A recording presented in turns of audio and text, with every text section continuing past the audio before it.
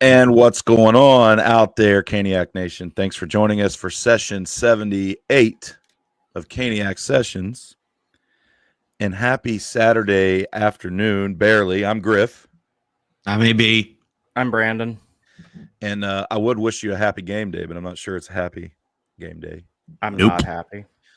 So happy Saturday, happy Memorial Day weekend, happy, I don't know, whatever you got going on. Maybe that sounds a little bit better. So, but yeah, thanks for jumping in here today. We're going to, I don't know, talk about this, air out our grievances and our rants that we need to, I don't know, we'll figure it out here. But anyway, thanks for joining us. Before we get going here, if everybody watching on YouTube could go down and give us a thumbs up, we'd appreciate it. If you're watching on X, give us a like and a share, if you would. I don't know if X is working. It hadn't been working for me for like 2 days. It's fine on desktop at the moment. Yeah, it was rough on my phone this morning trying to set this up. I couldn't get anything posted, and then once I posted it, it was like it disappeared. So anyway, but yeah, if you're on X, give us a like, give us a share, and if you're on YouTube and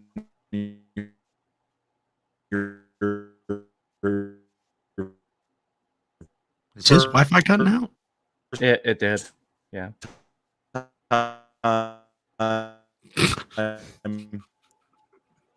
Sounds like he's playing Pong on Atari back in the day.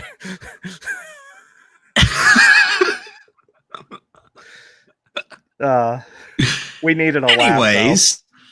Anyways, listener with a laugh. I've given up hope. Am I back? Oh, Yeah, there you're you back are. now. But for a second, it sounded like you were playing Pong on Atari with the boom, boom, boom, boom going on. Oh, well, I don't know what happened. I guess my internet like flashed anyway.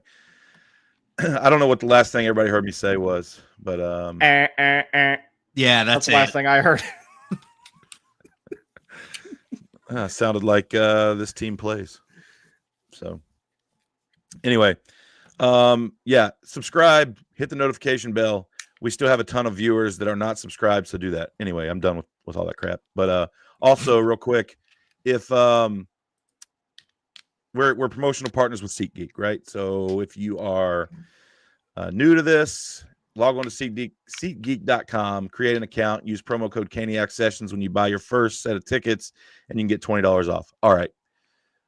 We have puck drop in game 3 in just a little less than 8 hours. So I'll just open it up to you guys, and you guys can share your thoughts in the chat too if you're listening. But Brandyn, AB, I'll open it up to you, and I'll just, we can just start off with however you're feeling, whatever your initial thought is, or your what's on your mind right now. It can be anything. So I will cautiously open this up to you guys, and then I'll go last. So game 2, I told my buddy, I said, if we get scored on one more time, I'm leaving. The third goal went in, and I left in the first period. Because I'm not going to sit there and watch this team not make adjustments, not do anything, and become a laughing stock. Because, frankly, that's how we're playing. I understand that we've, had a successful season of, people not saying that we would make the playoffs. And that's a big deal with our roster that we did make it this far. But just to go to the Eastern Conference Finals is literally watching a funeral in slow motion. And I said this too, and I got a lot of heat on it on X. It's just the same crap every game. Great teams will find a way to adjust. We haven't done that, and it's showing. Rod is a great coach. Don't get me wrong. but he cannot make the adjustments against a highly skilled team to make it competitive. That's all I'm going to say. Agree or disagree, you can do whatever. But yeah, that's my feelings right now. Ooh. Brandon? So I'll just be straight up honest with you guys. I've pretty much given up. No, I'm dead serious, and I'm looking at that from a purely analytical standpoint. I remember back in 2023 after they lost Game 3 1-0, like that was basically I essentially emotionally divested from it, and I watched Game 4 as a formality. I wasn't even upset when Game 4 was over. I was already numb to it by then, and that's kind of how I feel right now. Rod is a great coach, but the last 2, and it looks like it's going to be 3 games in a row, he has made the worst game management decisions of his career as a coach. Nikishin, when he was in against Washington, 35 minutes into that game, started showing a lot of improvement on his gaps, and he did that with a limited amount of minutes. There was a sustained offensive zone sequence thanks to a defensive play that he made where he took the puck away from the greatest goal scorer in the history of the game and logged a couple of shot attempts. He did a lot of little things really well, and I think at that point, he proved that he should be in the lineup. People want to reference a couple of turnovers that he had early on in the game. He didn't have anything like that the later it went on. Yes, he had one that ultimately ended up being a disallowed goal. But there is nothing that I personally saw in that game that said it's less of a risk to put Morrow in instead of Nikishin, especially considering you've got a defensive guy out in Chatfield. So if you're talking about replacing Chatfield with somebody who will fill that role a little bit better, that should have been Nikishin. Morrow's completely different of a player. And I know we'll probably talk about this at some point or another, maybe today or maybe another time. These couple of games were not the first time I had doubts about Morrow's future here, if he was going to fit. So more than anything, I think that Rod just made a really bad decision in Game 1. And I think we were all universally agreeing between the 3 of us and many other people that we know that there's no way he'll roll that back in Game 2. And he made it worse when he took KK out. And, people want to criticize KK all day. They scapegoat him. That's all there is to it. And then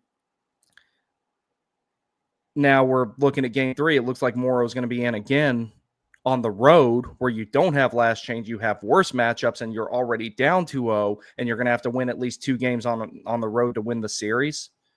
I don't understand the rationale behind this. And honestly, there's nothing anyone can say to me that will ever make me agree with these decisions or, well, at the time it was X, Y, and Z. And I'm going to be like, whatever you say is not going to change my mind at this point. And the results are there. And to everyone saying this is a transition year, you're right. It is. You're already here, though. You might as well try to win the damn thing. There's nothing that says you're not allowed to win the Stanley Cup in a transition year. So that's where I'm just kind of at a loss for it. Yeah, I do. I agree with what you say about, you're allowed to win. Although I'm on the I'm one of the ones that do believe that we've overperformed this season. I think that, being here and really we said it in the beginning. I said, look, if you look at the at the Metro Division, and we said this prior to the playoffs, like you've got Jersey to go through, and then you've got Washington to go through. New Jersey, we knew was hurt. We knew Hughes wasn't playing. And then we knew we had to get through Washington, which I thought were frauds all year.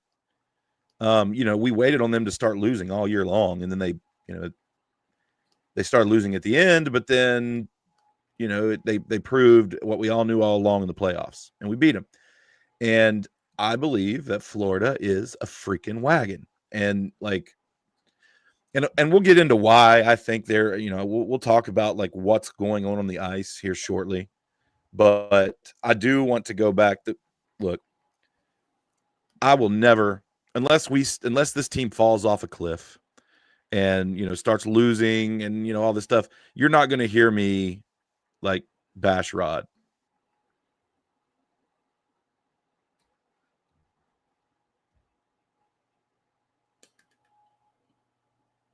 Can't hear him.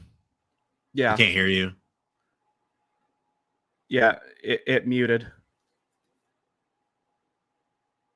No, it's.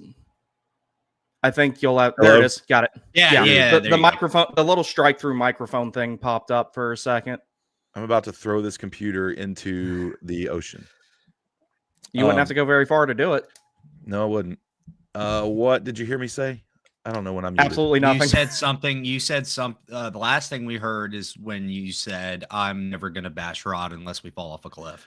Yeah, so like I don't believe that he shouldn't be our coach. Like I don't believe he needs to be fired. Like he is still one of the best coaches in the league, and any team in the league that's, you know, that doesn't have, you know, other than maybe Tampa and Florida and, you know, these handful of other teams that have their guy, you know, that they would love to have him.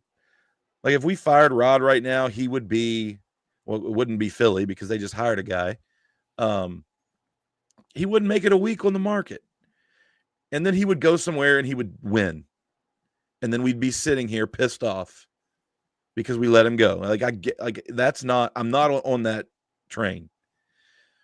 However, I do disagree with a couple things fundamentally that he, like, there's a couple things in the system. Like I've been a big supporter of the system and I still am for the most part. There does need to be some tweaks and we'll get to that in a minute, but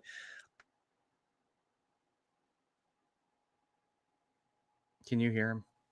No, I can't.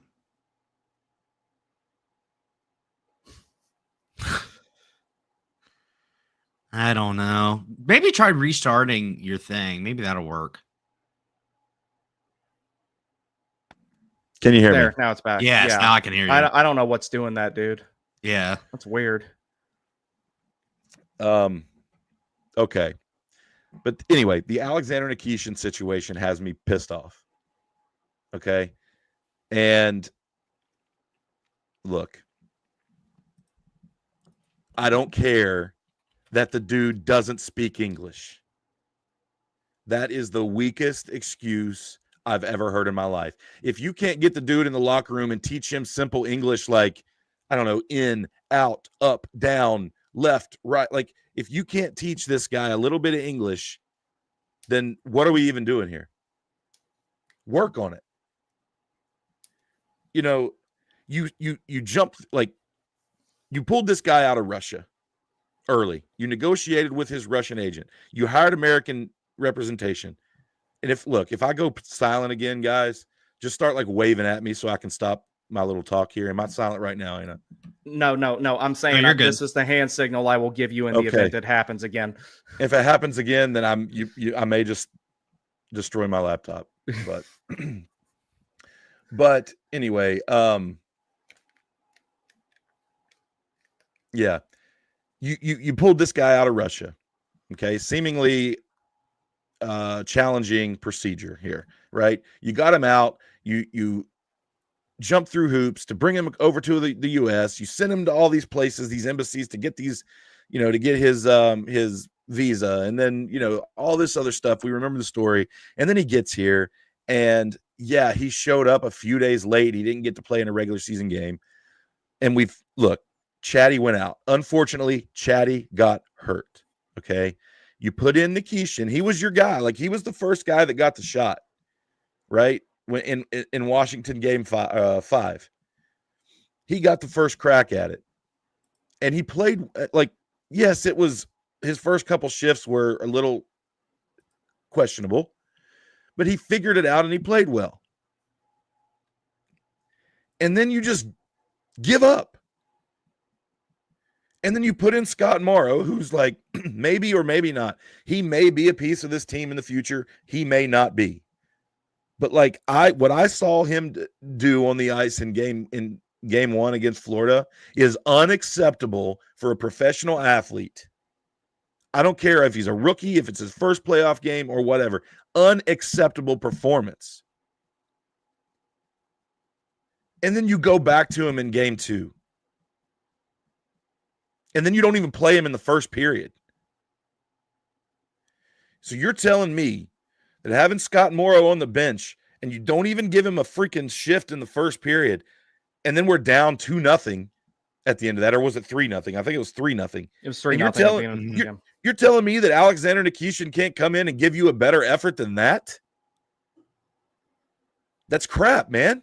This guy was a freak. Like, I know he's not been in the NHL. I know he's a rookie, but two rookies aren't built the same. He was a captain for a KHL club.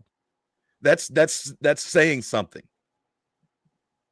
That is not, I was a captain of my college hockey team. No, bro, that's the freaking KHL. And like, this dude was the captain. He led dudes that were 10, 12-year NHL veterans. And he playoff run after playoff run, setting KHL records as a defenseman. You can't tell me that he can't come into this freaking club and play well over a dude who was sitting in the freaking NCAA last year. That's what makes me so angry about this. Like, I'm not saying that he's going to come in and be the second coming of Christ. Like, I know there's an adjustment period, and I'm smart enough to understand that defensemen have to go through an adjustment when they come into this system. Like, I get that, but you can't tell me he can't give you better minutes than Scott freaking Morrow. The dude's got the dude's first shot from the point was a 93-mile-an-hour freaking Hummer, man. Thompson had trouble with it.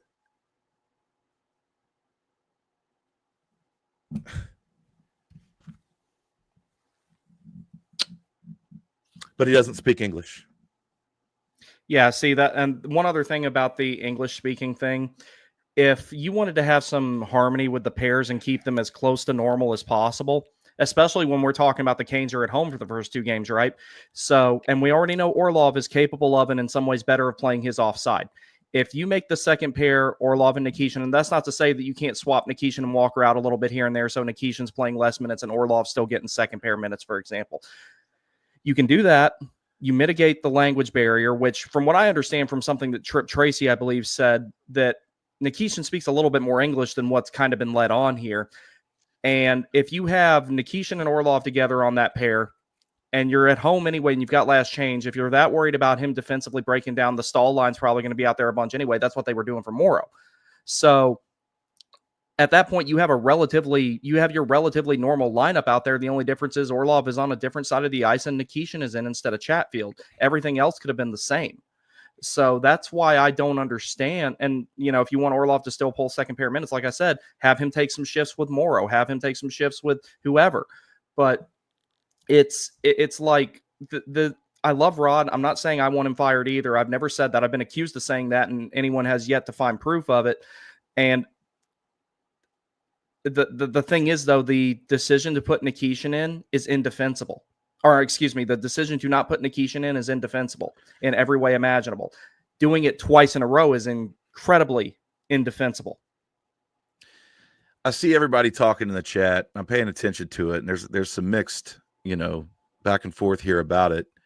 A couple I want to address. Caniac Dad Bod, thanks for joining us. Glad you're in here. He says, this is my issue. Rod sees Nikishin and Morrow on equal footing, and that's just not factually accurate. I don't like. It's not. They are not the same player day one in this organization. The experience is a factor. Look. You can't tell me playing in the NCAA is better than playing a playoff series in the KHL. It's not. It's not. And like Morrow is not some, like, his knowledge of this system is not some like deciding factor to me because he doesn't do it well. His defense, he moves the puck, but he can move the puck, but so can Nikishin. I just don't think that these two are equal, and I don't know what I understand. I'm not in the locker room. I'm not coaching these dudes. I don't see the practice. I get it, but from my perspective, I just don't see what he sees. Is it really the English thing, or is it really the handedness of the defenseman? Are we electing Scott Morrow because he's right-handed, and that is that the deciding factor? I don't know, man. Yeah, if that's the deciding factor, then that's not a good line of thought to have that be the deciding factor, especially when you know Orlov can play the right side of the ice and be fine. And this, like Caniac dad bod, I'm not picking on you, bro, but like possibly injure him. Well, I mean, my answer to this would be we got Jackson Blake out there. Is he not? He's not worried about Blake getting injured. Nikishin, I believe, is more solid than Blake is as far as his build. I don't know. I don't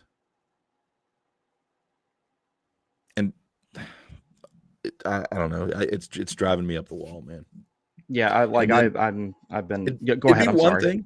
It'd be one thing if he puts Morrow in and the guy like scores a goal or assists on but like, dude, we can't even. Every goal we score is an accident. We've scored 2 goals in 2 games, and they've both been like, the first one was a freak accident, and the second one was a power play goal that you just happened to find the puck lane in the crease, and and then the third goal we scored went back out because it was offside. So I don't know. I don't know what we're seeing in Morrow that justifies him playing over Alexander Nikishin, and in a perfect world, Chatty would play and everything would be fine, but we're not there. That's not the case. If Morrow plays tonight, he's playing. Is he actually? Took morning skate. He took morning skate on the third pair. Nikishin skated as a fourth pair with Ty Smith. And it looks like joke. It looks like Kochetkov might be in net too. That's what I was wondering. But going back to Morrow, being in the NCAA, yes, it's a big deal. But a lot of these players that are highly touted after in the draft or in the NHL are all European or Russian. Like, yeah, it's confirmed. It's confirmed via. Well, I just saw a tweet from Greg Wyshynski that said Kochetkov is the confirmed starter for Game 3. So we can talk about that real quick if you want. He says he wants to change the vibe. Okay, then put Nikishin in. We've established this. Oh, bro. Oh, Jesus. Look, I'm okay with going to Kochetkov Morrow on in power Game 3. play too. Yeah, we saw that too. I'm okay. That I don't have a problem with. I'm okay going to Kochetkov in Game 3 because you definitely don't. If you go down 0-3, you definitely don't go to him in Game 4.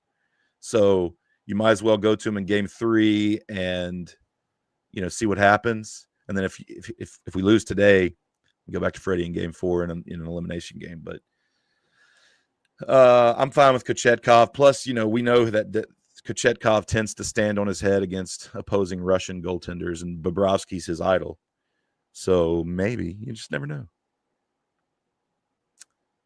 And it's like Florida might, considering how much they like to bust the crease and everything, and some of the stuff like what Bennett did to Stolars and everything, they won't do that to Kochetkov without getting waffle boarded. Yeah. So there's also that. Oh, all right. Bro, I don't look. Let me just try to flip this around. I'm going to try my best to play devil's advocate here. It may be fake what I'm about to do, but I'm going to try. We're down 0-2. Florida was down 0-2 to Toronto. I know we're not Florida, but they came back and won the series in Game 7 against Toronto. They started down 0-2. It's not. Look, if we were to win tonight in Game 3, look, all bets are off. Like, we could. You never know. If we win tonight, and even if we drop Game 4, even if we split down here in Florida, we come back in Game 5, down 3-1. Who knows? Maybe we catch a win, 3-2. All the, it's desperate, and then we get to Game 6. We saw what Toronto did in Florida in Game 6 of the last series, and you never know. Maybe we get to a 7.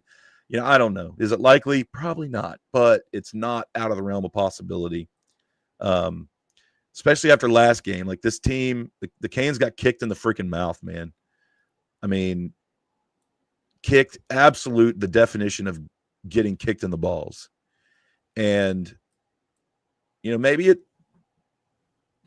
I don't know, maybe the vibe does change and they go down here and take a win in game 3. You just never know.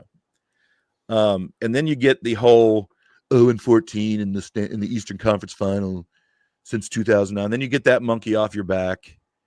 Then you kind of maybe shift the media's narrative a little bit, like, okay, the Canes won a game in Florida. They can win against this team. Here's what they did well. Then you can start, getting some of the discussion around the team in a positive direction. Maybe Kochetkov comes in and freaking stands on his head and you go back to him in game 4. I'm just thinking of scenarios that could play out. Or we can go in and get freaking throttled again, 6-0. That's also possible. That's the only 2 ways I see it turning out. And so, maybe, but here's the thing that I was thinking of. Like, if we were to get back into the series and have a chance, the result of game 2 would be the driving motivation behind it. Like, if you had a close game in game 2 and it was like, you thought you played well, we were the better team in the first period, and we just didn't get the bounce and blah blah blah. Like, if that's the case, then maybe you don't, the mindset is different in game 3. But now your mindset is like, we got kicked in the bag, we need to freaking get it together. And then you come out and you play an excellent game in game 3. And like, that could happen. Yeah, game 2 might have woke him up, like, because that was the worst playoff game I've seen since the drought ended.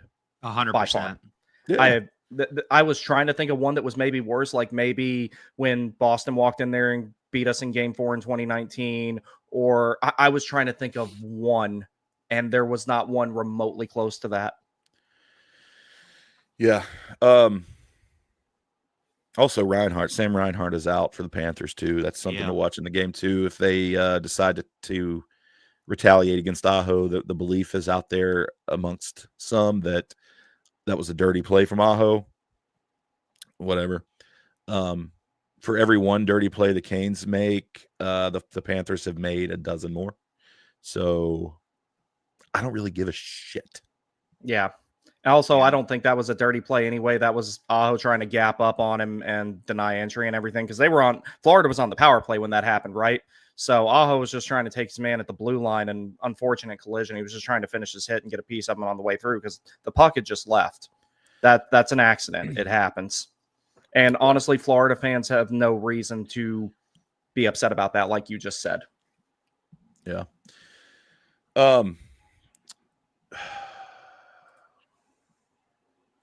Okay. I'm breathing. Moving on here. I want to get to see if I can get some comments real quick before we move on. I know the comments are blowing up here, and I don't want to pass over them all. We've got some new people in the chat. We've got the usuals here. Thanks for joining us. If you are new, a reminder, hit the subscribe button, please. We have gone solely to YouTube now. YouTube and X, we stream live, but the post-stream replays are still always available via YouTube. We're doing away with the audio version. We've still got all of our old audio up on on your podcast platforms, but it's going to be coming down when the next time we have to renew our subscription, because I'm not paying for it again. So all the old stuff will be up until then, but we will not be posting new audio to the audio. So if you want to keep up with us, subscribe on YouTube, and that's where you're going to find us from now on. Just side note. Let's see. J-Dub. Boom played for years in a professional league. Mic drop. Absolutely. That's what I was trying to say. Yeah, the second best league in the world. Like, I'll tell you what, take the very best NCAA team you can find and put them against the very worst KHL team you can find. The NCAA team might only lose by 12.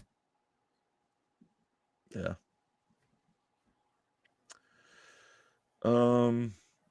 Pops, he says if we go 0-3, it's over. The series won't come back to Raleigh. Sorry. Man, that might be true. I believe that 100%. Yeah, I think we're cooked. I'm just trying to be quiet because I'm about to lose my shit. Over what? This whole series. Pops also says he hopes the Canes don't tear this team apart during the offseason. I think they'll be awesome after seeing together. We're going to talk about that toward the end, but I don't think that's going to happen. All right. Everybody else, So let's talk about this. So game 3, and we say that, a lot of people think that if we go down 0-3, then the series is over and we'll get swept. And maybe that's the case. Maybe it's not. But we'll say this. In order to win game 3 tonight, fellas, what has to happen? What does it need to look like on the ice in order for us to get a win in this series tonight? Hey, Trade go ahead, Scott buddy. Morrow. Let's No, be honestly, real. we have to adjust the dump and chase crap. Okay, it's not working. I get fixing the lines. Okay, maybe that'll help, but you've seen how Florida's played. You've played them before. Make the adjustment. Players need to get fired up because that was embarrassing. So the dump and chase needs to go away because we're playing a team like Florida. That's how you're going to win the game if you make adjustments. So you're saying you want scoring chances off the rush. You want to become a more Correct. Okay. If there's a team you can potentially do that a little bit more to, it's probably Florida. They're a little bit slower. One of the reasons the dump and chase game isn't going to work against a team like Florida as well as it has against other teams is because they are they're a really heavy team. They got a lot of big physical guys. So you go in there to get the puck back after you dump it in and they make you pay for it, and that wears you out over the course of a game. Whereas if you're playing the speed game against Florida, maybe you create, I think you create a little bit of an advantage there for the Canes, and then you start having more clean entries and everything like that. And anybody who thinks this team can't do clean entries, they did them the last 2 rounds just fine. Is it going to be harder to do against Florida? Absolutely. But I think that Carolina has tried to they matched the physicality against Washington and then exceeded it. And I think they're trying to do the same thing against Florida, but that's hard to do against Florida. So I think the biggest thing there is, I know you're supposed to finish your hits all the time. Maybe don't finish them so often. Maybe focus a little bit more on getting back into the play a little bit faster. Point shots, they're fine, but it's also get to the front of the net. You're going to have to work for that. That's one of the reasons I was mad that KK came out of the lineup, because he's one of the few guys on the team who will go to the front of the net and actually be able to stay there. It's one of those things where I think also more than anything, they have to stop looking big picture. I think it has to go down to when they tried to come back against the Rangers last season, shift by shift by shift by shift. Don't win the period. Don't win the game. Win it shift by shift. You have to slowly pick Florida apart. You're not going to beat them in one sequence. So that's the biggest thing I guess maybe they could do differently. It's a hard question to answer. I don't envy the position Rod's in, especially considering that so Paul Maurice coached him. We all know that. Tuomo Ruutu is also on that bench too. And he played with Rod. Yeah. So here's my thing. We are absolutely getting destroyed on the boards in the defensive zone. I don't think we can create any offense because by the time we get the puck, we've had a hard time breaking out of the defensive zone. Every time we're there, we cannot break out. They're trying to break out, tape to tape, move it up through the neutral zone. Get to the red line and ring it around the boards and try to forecheck. That's what we're doing. But the problem is against Florida is they are when they are in their offensive zone and we're playing defense, they do a lot of the same things we do. And they're tearing us up at it. Their defense, we can't break the puck out of the defensive zone. We're having a hard time. Their defense, their defensemen are pinching up against the walls. We're losing every 50-50 battle, and we need to get our wingers out. They're going to have to quit trying to break out like they normally do. They're just going to have to aerial flip it out of the zone and get our wingers out, freed up into the neutral zone, and try to achieve the red line. I think get your wingers off the wall, off the boards, because it's not working. Control the puck down low toward the goal line, aerial flip it out, have your wingers free out into the neutral zone as much as you can, and try to make that attempt. Try to get the puck, somehow because these 50-50 battles of, these defenders, they're pinching in and they're eating our freaking lunch. So like, that's one thing I see that they need to change. Free up your wingers because they're getting destroyed on the boards.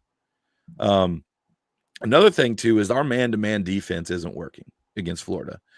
Florida understands that if every man on the ice, for the Canes, is solely responsible for one man, they understand that wherever they go, that we're going to follow, and they are doing a good job of bringing our forwards high up toward the blue line in the defensive zone, and they're creating a ton of open ice down low and in the front of the net and in the slot, because like just the way that their movement is, they're pulling us apart and creating a ton of open ice in the middle, and then they're creating chances, off of their really good passing, and they're going in the back of the net because they're freaking grade A's. And Florida can shoot, they can finish. And that's the problem I see too. And we're doing so much work in the defensive zone, and we're unable to lock it down because they're spreading us out. They're moving us around. We're doing all this work. We can't break out of the defensive zone. And when we do, we're out of gas. They're doing to us what we did to Washington. We're out of gas, and we have to go make a change. And then Florida gains possession of the puck again. They enter the zone. And then that next shift, they're doing the exact same flipping thing that we just got finished doing.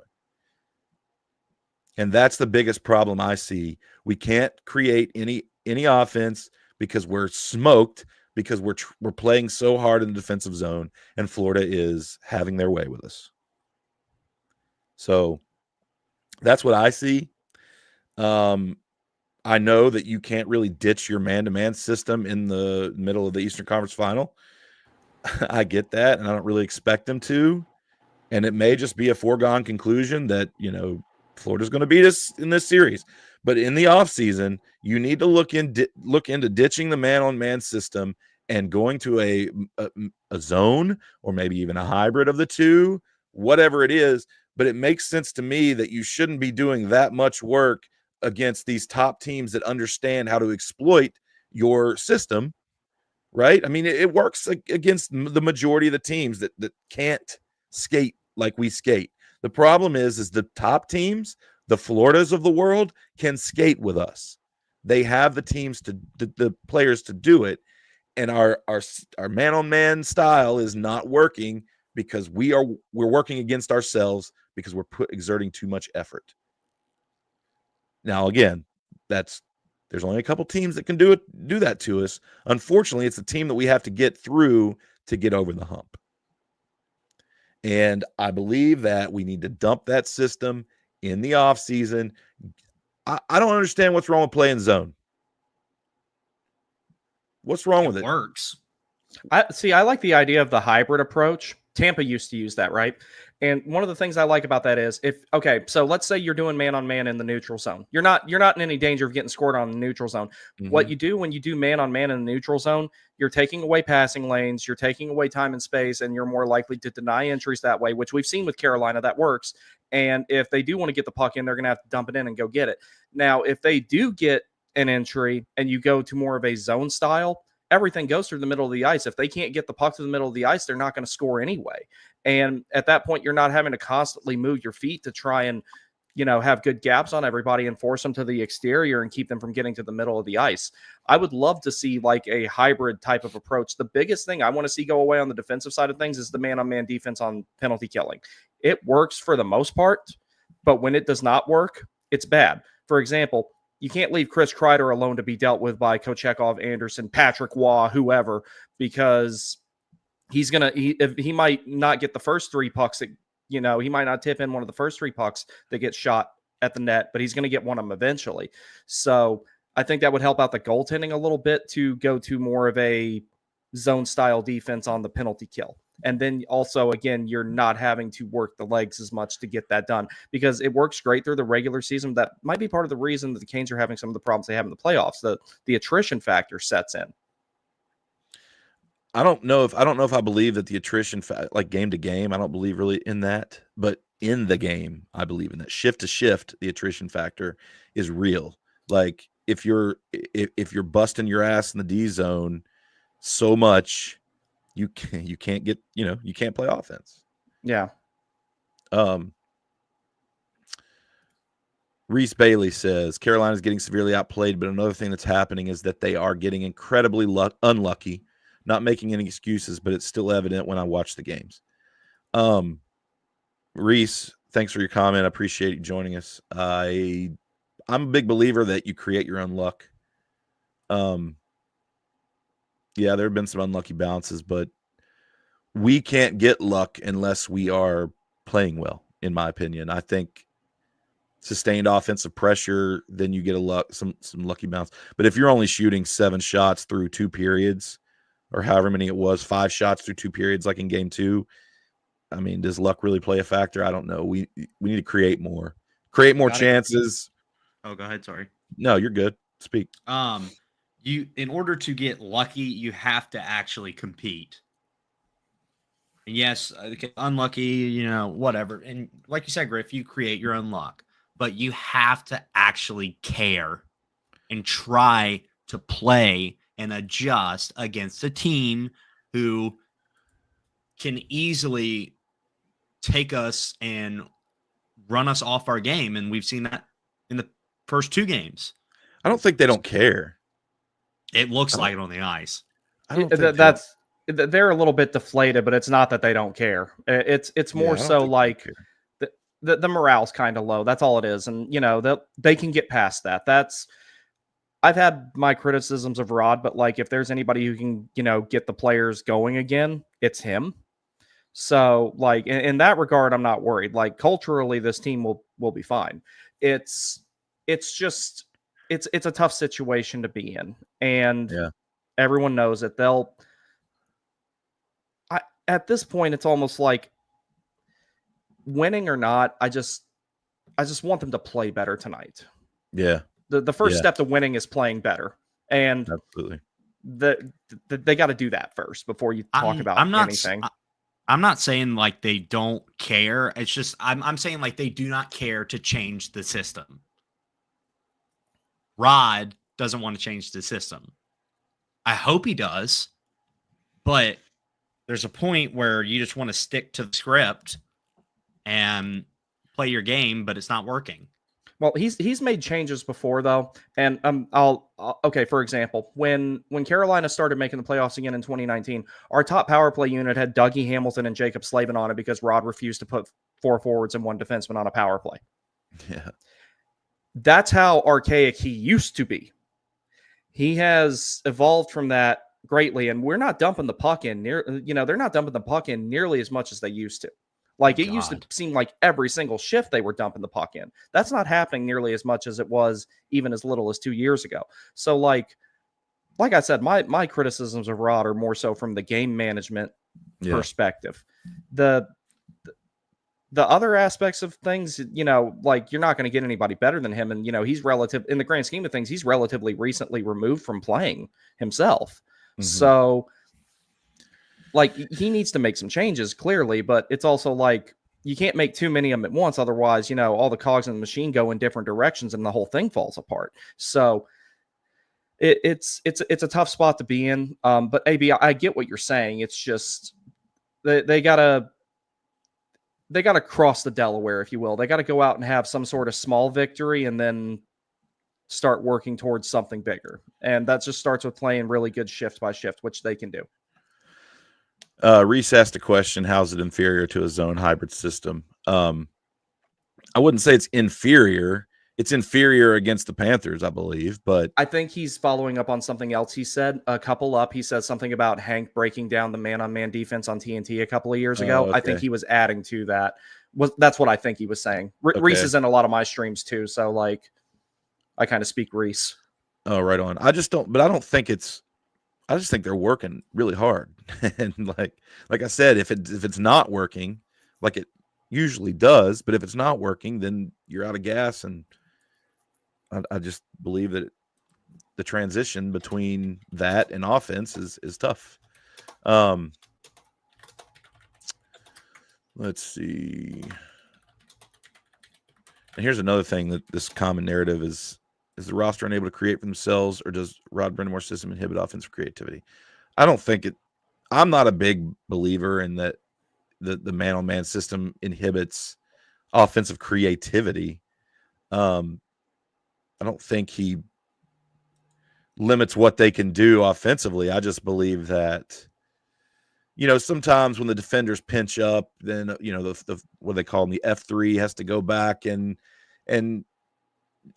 basically play defense on the blue line. That happens sometimes. And then they're not, the forward's not down low to, in a scoring position.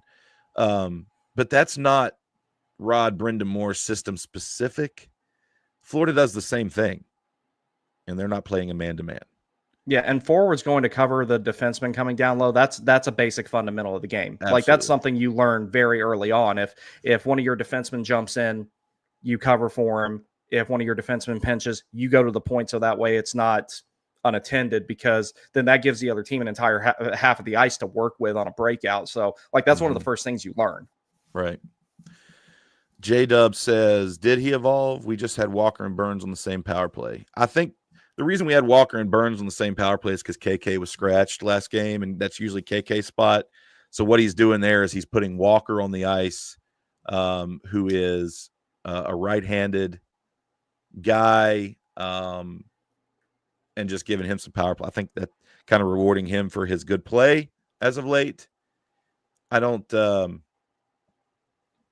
think that's the only reason we saw that. You guys agree with that? Yeah, that and having two defensemen like that on a power play is one thing. Like, okay, let's say you put Ghost and Walker on the same power play, I'd be fine with that, because both of those guys have, they bring an offensive upside. Same thing with Burns. Whereas, putting Slavin on the power play, it's like he's already eating a ton of minutes as it is because of what his role is. He's your top line defenseman. He's your main penalty killing defenseman. So that's one thing. And then the second thing is Slavin, as great as he is, he's less likely to provide you offense than everybody on the team as far as defensemen go, except Chatfield. Yeah. So they just announced the referees. It'll be McCauley and Sharon. Great. I don't really care about the refs. I need this team to play well. Yeah. The refs are irrelevant. It's like there's no way to blame them for anything right now. All right. Well, I guess, we've kind of beat this to death. Yeah. I think the conclusion of this is like, we just need something good to happen. We need to score first. We need to play with the lead, because you're not coming back against this team. Not happening. But something we can talk about here before we jump out of here for today is we talked about getting to it earlier. I think Pops asked let me find the comment again.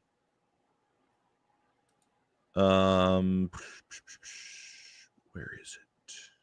Who won the Stars game last Edmonton. night? Edmonton did. 3-0.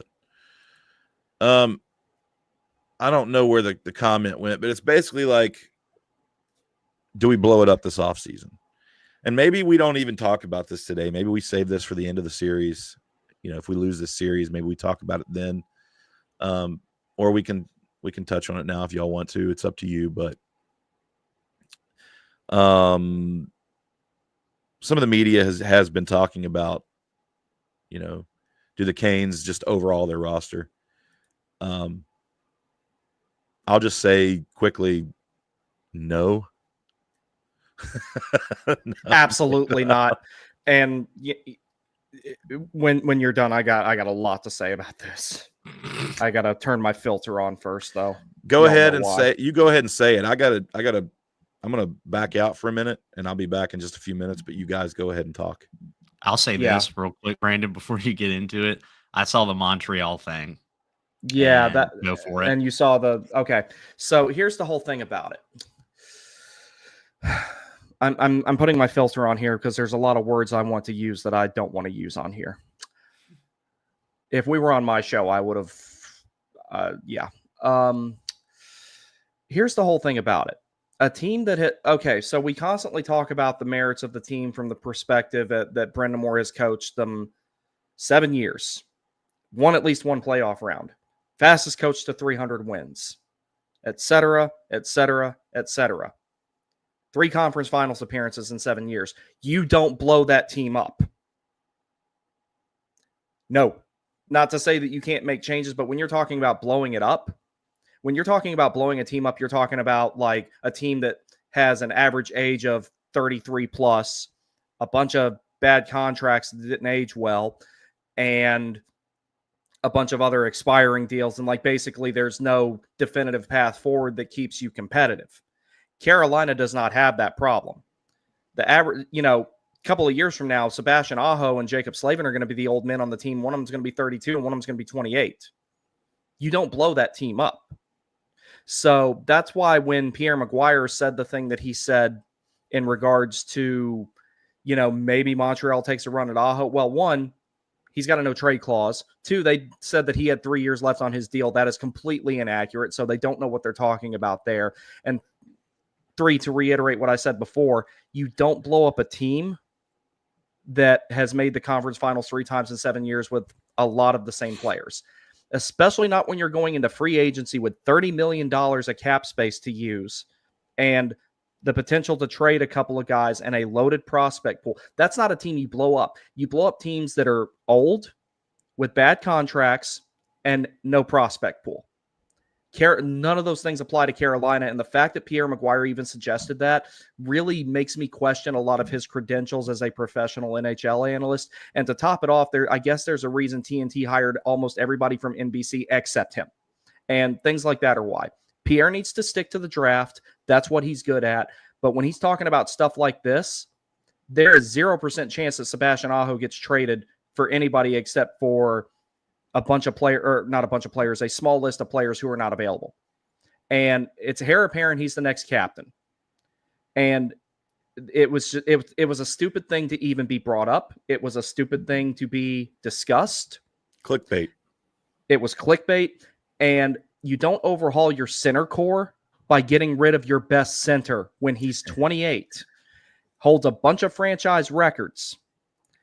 That doesn't help anything. The case for trading KK makes more sense, but you don't trade a player who is essentially another version of, Anze Kopitar, Nicholas Backstrom, Sasha Barkov, Jonathan Toews. One of the things that all those guys have in common?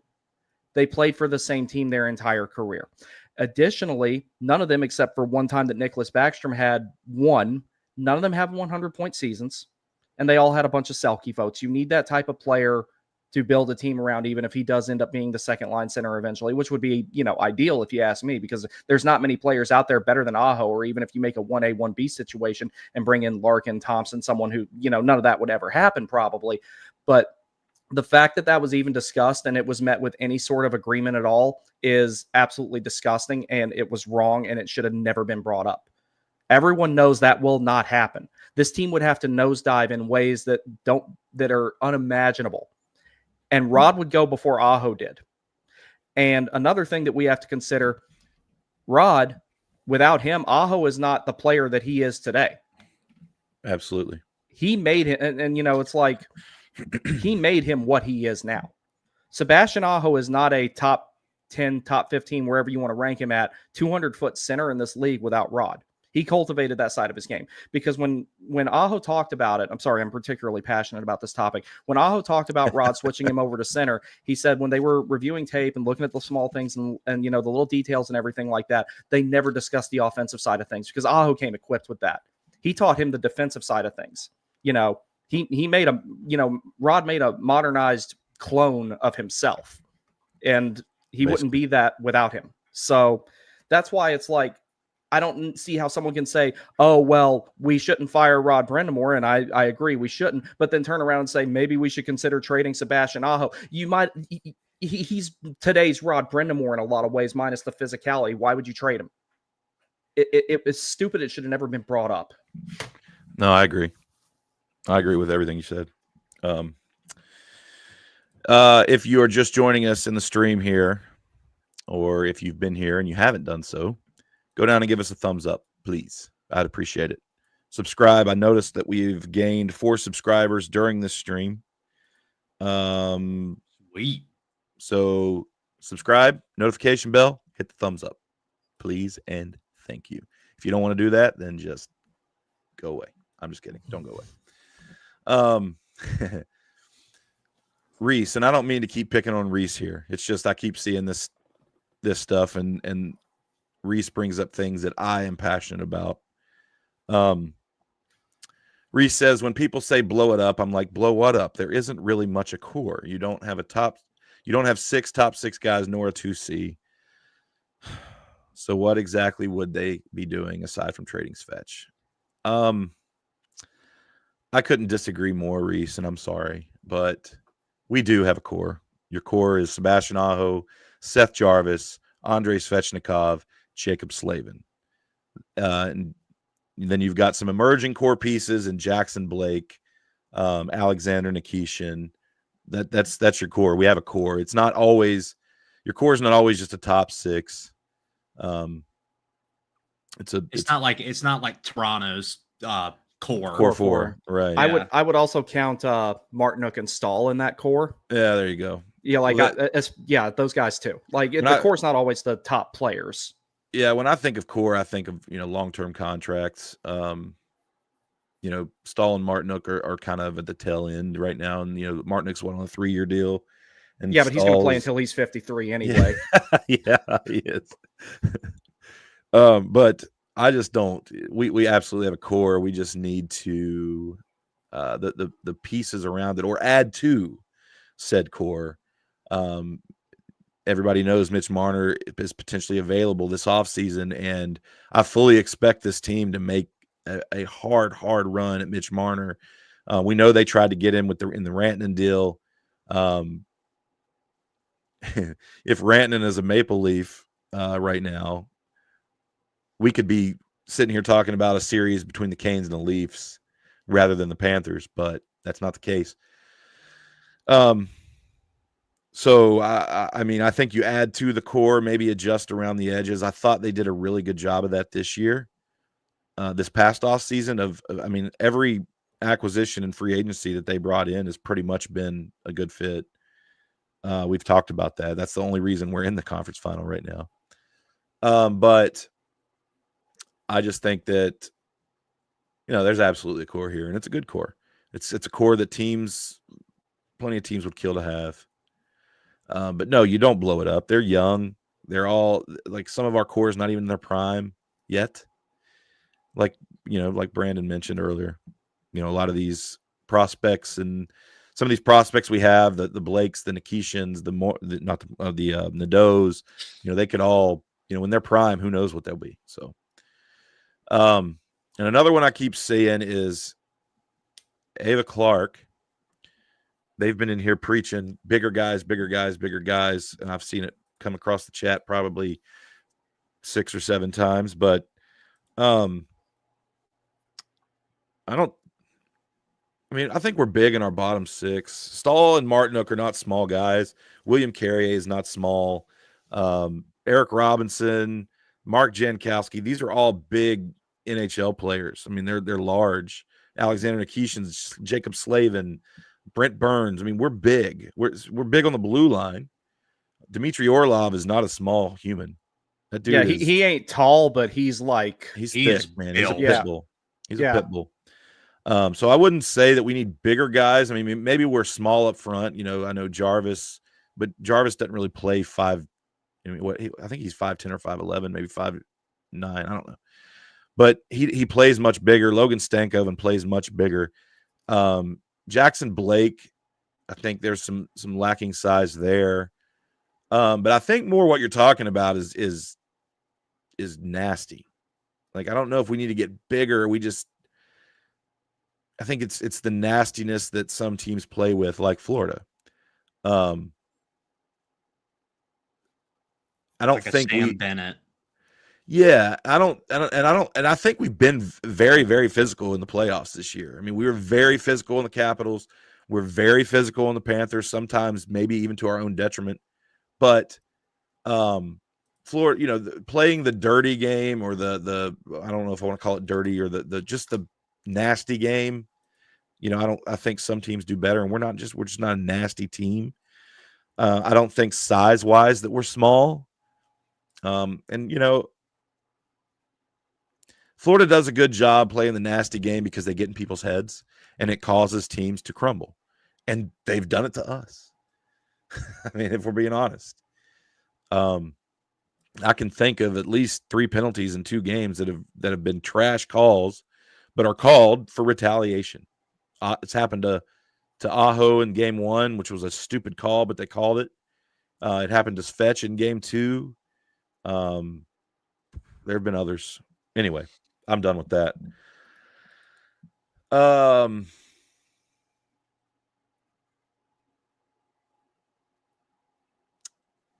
I don't know. We got a Florida fan in here. I don't know what. I don't Carol know what Bigger. Carol Bigger means. I think he meant to type something else, and it just kind of okay. auto-corrected on him or whatever.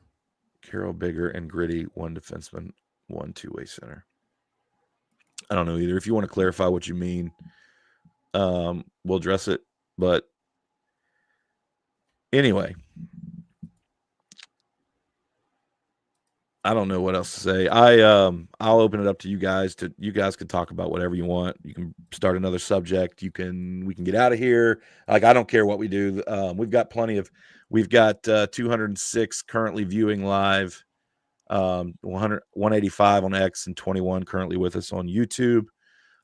We've got the chat going. We can stay and continue airing out our dirty laundry here, or we can bounce. It's up to you guys. I don't think that there's much else to say until after we see what goes on tonight. So, AB? Yeah, I'm ready actually to go do something fun. yeah, I'm like my Chihuahua got so scared when I was making the rant about them talking about trading Aho thing that he was off shaking in the corner. So I had to hold him for a second so he knew I wasn't mad at him. Before we get out of here. Okay. Listen. I'm going to give my little therapy here, my therapy session here. It'll be quick. It won't be long. But, lay back on the couch, kick your feet up, breathe, and just listen. And I'm going to start this off with a J-Dub comment. J-Dub, my dude, says, I still like Tulski. We got Rantanen and almost got Marner. That man's swinging. Listen. No matter what happens this series, and I'm going to take your dose of copium here because I'm coping like crazy. But listen, no matter what the result is of this season, this series, okay, we have overperformed. If you take yourself and put us back in the offseason, we've overperformed. I understand the whole sentiment about, well, you're here, you got to move the goalpost. Yeah, I get it. And I don't think this team – I don't think they're laying down and quitting. I just think that they are getting beat. All these words, outcoached, outplayed, out this, out that. Yes, that's happening. We're getting outplayed. Rod may be getting outcoached. But at the end of the day, there's only so many things you can do now in a series to adjust, when the coaching aspect comes in. Rod Brindamore is our head coach. He is going to be our head coach.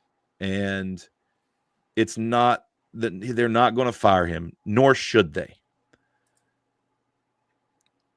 We have a GM and a front office that understands our weaknesses.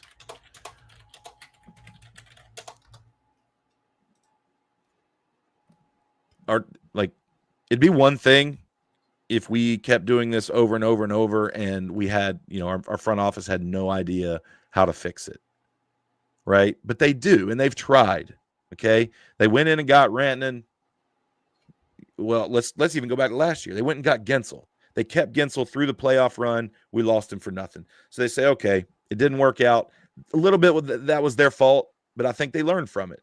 They went and got Rantanen early. They pulled the trigger back in January because they wanted to try to do it different this time than they did with Gensel. So they brought Rantanen in early. They tried to sign him. They couldn't. So instead of keeping him for a playoff run and losing him for free again, they had him at enough time to pivot and find a spot for him, and also bringing in a really good Logan Stankoven, who is going to be great for this team for years to come. As good as he is as a rookie, Just think of what he's going to be when he gets to his prime. Absolute excellent acquisition. You get 2 first-round picks, and now you have a ton of cap space, and now you can turn around in the offseason, use all that together as a weapon to go try again to improve this core, this team. They're going to make a run at Mitch Marner. They're going to make a run. If that doesn't work out, I think they're going to make a run at Nick Ehlers. Maybe it works, maybe it doesn't, but they're going to try. And They got the space for both of them. They do. They absolutely do. So, look, I know everybody's upset. I know everybody wants to win. I know we want to get over the hump. And really, the media noise is deafening. I understand. But I ask you, try to ignore the negativity and try to take yourself back to what we all knew at the beginning of the year. We all know that next year is the year or the year after. Like, the window is wide open, and I would say it will be even more wide open next season and moving forward, depending on the success of the offseason. So try to just enjoy as much as you can this series. Maybe they'll get us a win. Maybe we'll get back into it. You know, you never know. Just try your best to enjoy it. I'm going to do the same. And when it's over, it's over. We'll move on to the offseason. And I promise you, come July 1st, when this team makes a huge acquisition, the way you feel right now is going to change, and you're going to be excited again. Bet. I mean, Tulski's already proven that he's not afraid to go to the market and AB, why are you laughing? Swing big. Because nobody said something, and I thought somebody was going to chime in, and you said bet. Because nobody said anything. Oh, that reminds me of something I got to tell you guys after the stream's over. Don't let me forget. Just remind me of the 50-cent thing. I'll explain later, AB. But anyway, it's like Tulski has proven that he's someone who will go to the market and he'll try to scrap with anybody and get what the Canes need. So, whereas there was kind of a quiet offseason the last 2 under Waddell in the grand scheme of things, except for getting Orlov and Bunting and stuff like that. But as far as like the potential for some sort of player for player trade to bring in something that Carolina really needs, and having really big UFA signings like potentially Marner and Ehlers both, for example, with Tulski, that's a much greater possibility than it was with Waddell. He's very aggressive. He's going to go to the market and do things. So as far as the concerns about the offseason getting fumbled, I don't think that there needs to be much of that, personally. I think that's going to be worked out just fine. Yeah. We'll get out of here, guys. I do want to address a couple more comments. And real quick before we do that, I just saw a tweet from Walt Ruff that said that Rod Brindamore has said that Jalen Chatfield and Sean Walker are both game time decisions tonight. So it's potential that Chatfield could play, Walker could play, a combination of them or both could not. We don't know yet. They're going to take warm-ups and see where they're at. So Chatfield not skating this morning is just – there's still a chance that he could play. Walker did skate but left the ice early. And he said that was the plan all along, for Walker to just get a half skate in. So we'll see what happens with that.